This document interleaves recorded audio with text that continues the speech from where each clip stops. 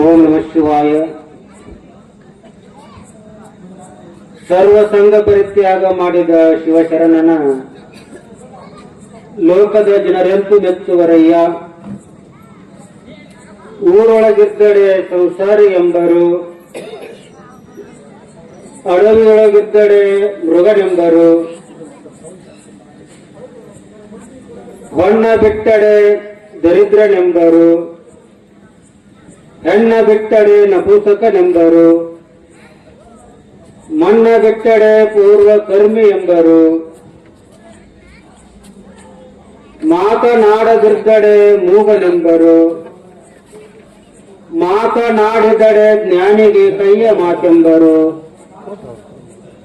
ನಿಜವನಾಡಿದಡೆ ನಿಷ್ಠೂರಿ ಎಂಬರು,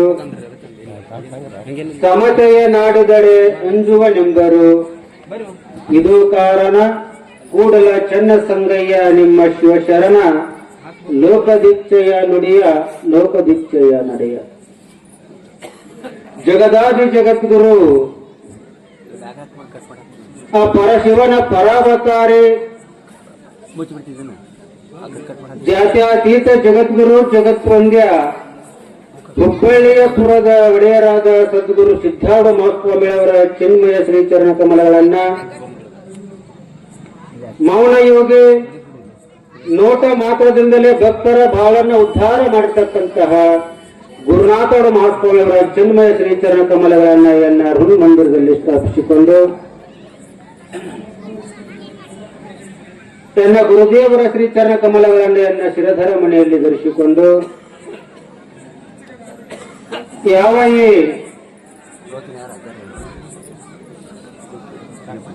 ವೇದಾಂತ ವೇದಿಕೆಗೆ ಘನ ಅಧ್ಯಕ್ಷ ಸ್ಥಾನ ವಹಿಸಿರ್ತಕ್ಕಂತಹ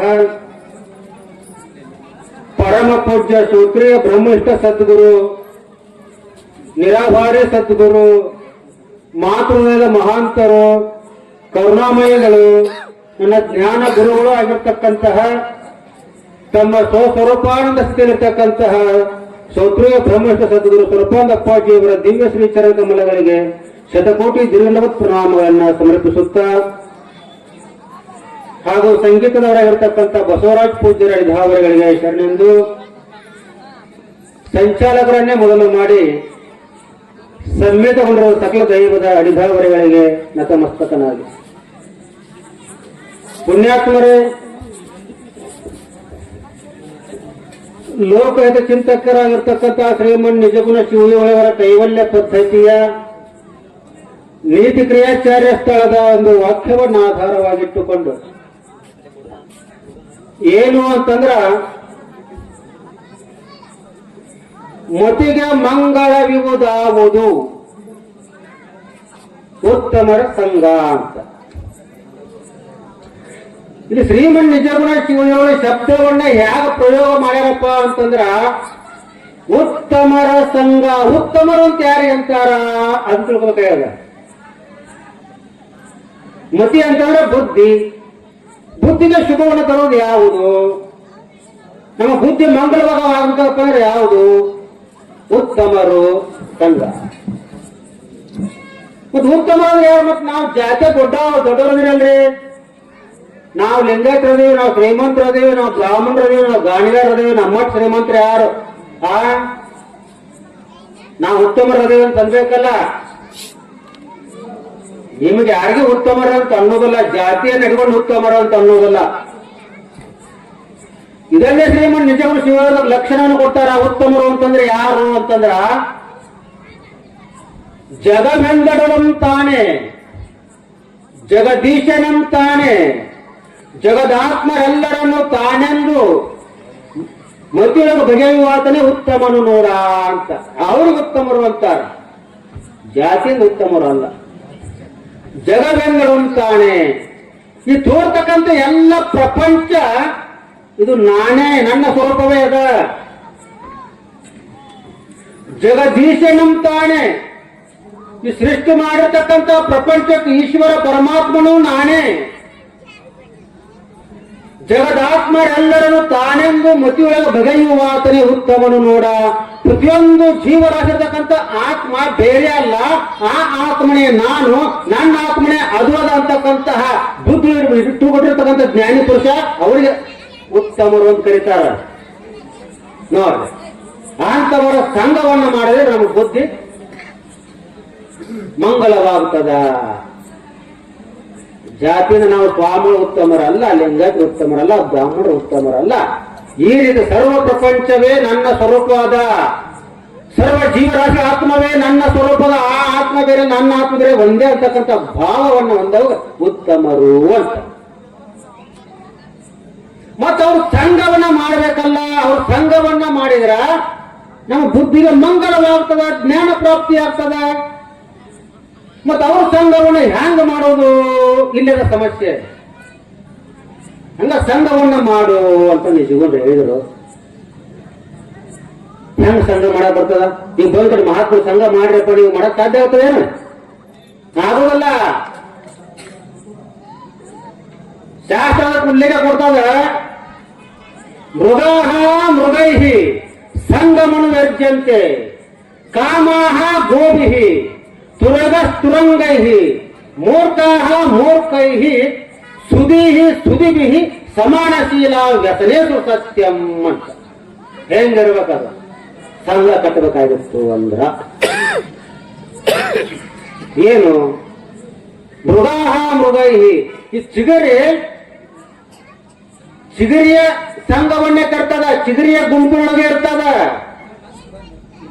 ಕಾಮಾಹ ಗೋಭಿಹಿ, ಆಕಳ ಗುಂಪಿನಾಗ ಇರ್ತದ, ಎಮ್ಮೆ ಗುಂಪಿನಾಗ, ಕತ್ತಿ ಗುಂಪಿನಾಗ ಹೋಗೋದಿಲ್ಲದು. ಮೂರ್ಖಾಹ ಮೂರ್ಖ, ಹೀಗೆ ಮೂರ್ಖರ ಸಂಘವನ್ನೇ ಕಟ್ಟಿರ್ತಾರೆ. ಹೆಂಗಪ್ಪ ಅಂತಾರ, ಈ ಕಳ್ಳರು ಕಳ್ಳ ಸಂಘ ಕಟ್ಟಬೇಕಾಗಿತ್ತಪ್ಪ ಅಂತಾರ. ಅವಾಗ ಕಳ್ಳತನ ಮಾಡಕ್ ಕಲ್ತಿರ್ಬೇಕವ, ಆಯ್ಕೆ ಅದನ್ನ ಕಟ್ಕೊಂತಾನ. ಹೆಂಗ ಸುದೀಹಿ ಸುದಿಭಿಹಿ ಸಮಾನಶೀಲ ವ್ಯಸನೇಸು ಸತ್ಯಂ. ಹ್ಯಾಂಗ ನಾವು ಸಂತರು ಶರಣ ಮಹಾತ್ಮರ ಸಂಘವನ್ನು ಕಟ್ಟಬೇಕಾಗಿತ್ತು ಅಂತಾರೆ. ಅವರ ಶೀಲ ಮತ್ತು ವ್ಯಸನಗಳು, ಆಚಾರ ವಿಚಾರಗಳು ಒಂದಾಗಿದ್ರೆ ಮಾತ್ರ ಸಂಘವನ್ನ ಕಟ್ಟಲಿಕ್ಕೆ ಸಾಧ್ಯವಾಗ್ತದ ಪುಣ್ಯಾತ್ಮರೇ. ಅದಕ್ಕಾಗಿ ನಾವು ಸಂತರ ಸಂಘವನ್ನ ಕಟ್ಟಬೇಕಲ್ಲ, ಮಹಾತ್ಮರ ಒಂದು ಸಂಘವನ್ನ ಕಟ್ಟಬೇಕಲ್ಲ ಅಂತ ಅವನ ಸಂಘವನ್ನು ಕಟ್ಟಿದಪ್ಪ ನಮ್ಗ ಮುಕ್ತಿ ಅಂತಕ್ಕಂಥದ್ದು ಪ್ರಾಪ್ತಿಯಾಗ್ತದೆ. ಹೇಳಿದ್ರೆ ಅವರ ಗಾಯಕರು ಹೇಳಿರಲ್ಲ, ತುಕಾರಾಮ್ ಹೇಳ್ತಾರೆ, ಅವರು ಪರಮಾತ್ಮ ಬೆಳ್ಕೊಂತ ಸಂತ ತುಕಾರಾಮರು. ಏ ಪರಮಾತ್ಮ, ನನಗೆ ಮುಕ್ತಿ ಧನ ಸಂಪದ ಸಂತ ಸಂಗ ದೇಹಿ ಸದಾ ಏಚಿದಾನ ದೇಗ ದೇವ. ನೀವು ಕೊಡ್ತಕ್ಕಂತಹ ಶ್ರೀಮಂತಿಕನು ಬೇಡ, ಸಂಪತ್ತು ಬೇಡ, ನೀವು ಕೊಡ್ತಕ್ಕಂತಹ ಮುಕ್ತಿಯೂ ಬೇಡ. ಮತ್ತೆ ಏನ್ ಕೊಡ್ಬೇಕಪ್ಪ ಅಂತಂದ್ರೆ ಸಾವಿರ ಸಾವಿರ ಜನ್ಮನು ಕೊಟ್ಟರು ಪರವಾಗಿಲ್ಲ, ಸಂತರ ಶರಣರ ಮಹಾತ್ಮರ ಸಂಘವನ್ನ ಕೊಡು ಅಂತ ಹೇಳ್ಕೊಂಡು. ಮತ್ತ ಅಂತದ್ ಏನಿರ್ಬೇಕು ಮಹಾತ್ಮರ ಸಂಘದೊಳಗ, ಸಜ್ಜನರ ಸಂಘದೊಳಗ? ಅಂತದ್ ಏನಿರ್ಬೇಕು?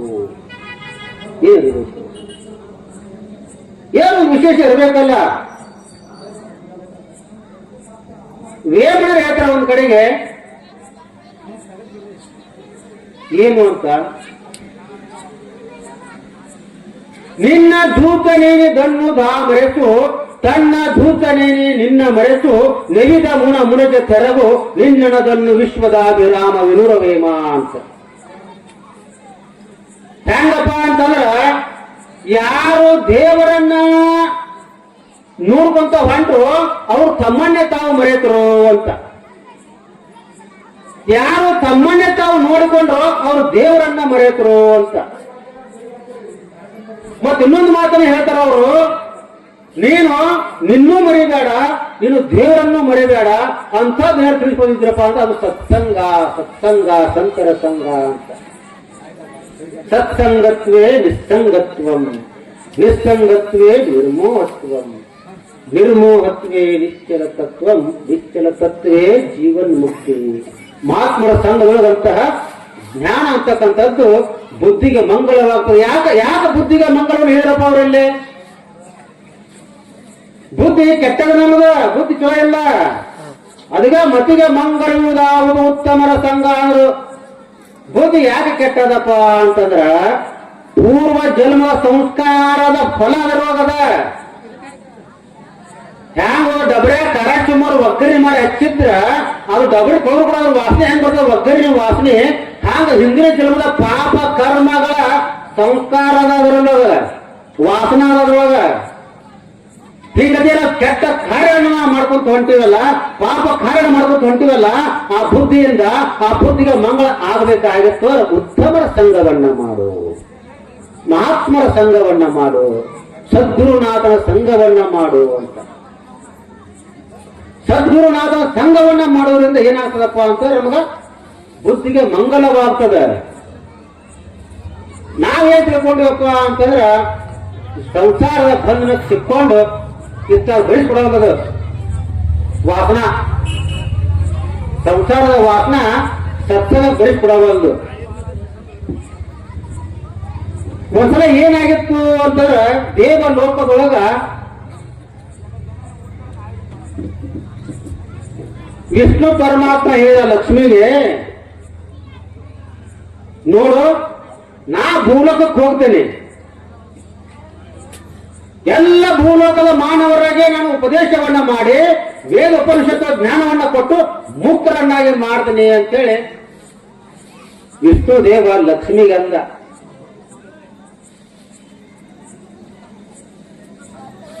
ಹೇಳಿದ್ರು ಇಬ್ರು ಅವ್ರು ಗಂಡ ಹೆಂಡತಿ, ಲಕ್ಷ್ಮಿ ಮತ್ತು ವಿಷ್ಣು ಹೇಳಿದ್ರು. ಅವಾಗ ಲಕ್ಷ್ಮಿ ಅಂದ್ರು, ನೀವು ಹೋಗ ಹೆಂಗ ನೀವು ಪುರಾಣ ಹೇಳ್ತಿ, ಹೆಂಗ ಶಾಸ್ತ್ರ ಹೇಳ್ತಿ, ನಾನ್ ನೋಡೇ ಬಿಡ್ತೀನಿ, ನೋಡ್ಲಿಂದ್ರಾಗಲಿ ನಂದ್ರಾಗಲಿ ಅಂತ ಲಕ್ಷ್ಮಿ. ಮಾಯಾ ಲಕ್ಷ್ಮಿ, ಲಕ್ಷ್ಮಿ ಸ್ತ್ರೋಯ ತರಂಗ ಭಂಗ ಚಪಲ. ಯಾಕೆ ಸ್ಥಿರವಾಗ ಲಕ್ಷ್ಮಿ ಮಾಯಾ, ಅದು ಬರ್ತಾವ ಅದಕ್ಕೆ ಉತ್ತರ ಹೇಳ್ತೀವಿ ನಾವು. ವಿಷ್ಣುಗ ಲಕ್ಷ್ಮಿಗೆ ವಾದ ಆದ್ಮೇಲೆ ಅದೇ ಸಮಯವಾಗ ನಾರದ ಬಂದ. ಏನು ಏನು ಏನು ಏನು ಅಂತ ನಾರದ ಮಹರ್ಷಿ ಅಂದ. ಅವಾಗ ವಿಷ್ಣು ಪರಮಾತ್ಮ ಹೇಳ್ತಾನ, ಏನಿಲ್ಲ ನೀ ಏನ್ ಬರಾಕೊಡ್ರಿ ನಮ್ಮ ವಿಷಯದಾಗ ಅಂತ ವಿಷ್ಣು ಪರಮಾತ್ಮ ಅಂದ. ಏನು ಹೇಳೋದು, ನಾನು ಏನಾದ್ರು ಬುದ್ಧಿ ಅಂದ್ರೆ ಸ್ವಲ್ಪ ವಿಚಾರ ಹೇಳ್ತೀನಿ ಉಪಾಯ ಅಂತಂದ. ಏನಿಲ್ಲ, ನಾ ಭೂಲೋಕಕ್ಕೆ ಶಾಸ್ತ್ರ ಹೇಳ್ಕೊಂಡು ಎಲ್ಲಾ ಜನರ ಮುಕ್ತರನ್ನ ಮಾಡ್ಬೇಕಂತಕ್ಕಂತ ವಿಚಾರ ಮಾಡೇನಿ. ಮತ್ತೆ ಹೆಂಗ್ ಹೋಗಂತ ಆಟಗಾರ ಆಗ ಲಕ್ಷ್ಮಿ ನಿಂದ್ರಾಗಿ ನಂದ್ರಲ್ಲಿ ಅಂದಾಳ ಅಂತಂದ. ಅವ್ರು ನಾರದ ಅಂದ, ರಾಣಿನ ಅಖಿಲ ಮಾತಾಡಿ ಕೇಳ್ತಾರ, ಬಾ ನಾವು ಹೋಗೋಣ ಅಂತಂದಿವ ನಾರದ. ಲಕ್ಷ್ಮಿ ಮಾತಾಡ್ತಿದ್ರು, ಬಾ ಹುಚ್ಚಿ ಅಖಿಲ ಮಾತಾಡ ಬಾ ಹೋಗೋಣ ಅಂದಾಗ ಪಟಾಪಟ ಆನ್ ದಿ ಸ್ಪಾಟ್ ಗಂಧರ್ವ ಲೋಕದಿಂದ ಎಲ್ಲ ಗಾಯಕರನ್ನ ಸಂಗೀತಗಾರನ್ನ ತಯಾರು ಮಾಡಿಕೊಂಡು ವಿಷ್ಣು ಪರಮಾತ್ಮ ವೇದ ಉಪನಿಷತ್ತು ಗ್ರಂಥ ತೆಗೆದುಕೊಂಡು ಬಂದ. ಹಾಲಿಗೆರಿಗೆ ಬಂದ ಅಂತ ತಿಳ್ಕೊಂಡು ಇಲ್ಲಿಗೆ ಬಂದ.